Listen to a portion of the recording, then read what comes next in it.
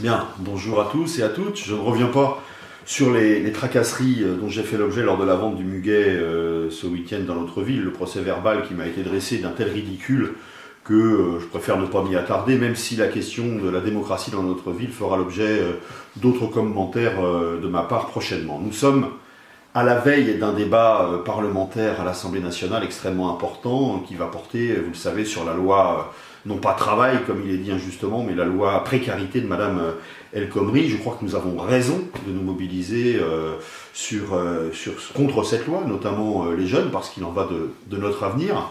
En effet, au nom de quoi nos vies devraient-elles être rythmées par la précarité du travail? Qu'est-ce qui fait qu'aujourd'hui on devrait vivre moins bien que nos parents et nos grands-parents?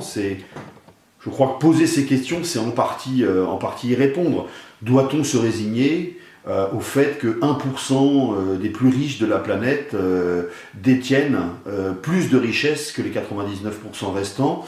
Doit-on se résigner à ce que ces richesses s'auto-alimentent par l'évasion fiscale dans les paradis fiscaux, comme on l'a vu récemment avec le scandale Panama Papers?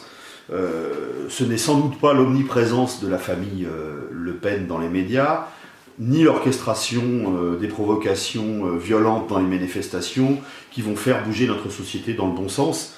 La surdité actuelle du gouvernement, la surenchère de la droite et du MEDEF sur ces questions sociales ne vont évidemment rien régler, mais peuvent être battus. Par contre, si on continue à se mobiliser et à se rassembler, ce que je vous invite bien évidemment à faire dans les jours et les semaines qui viennent.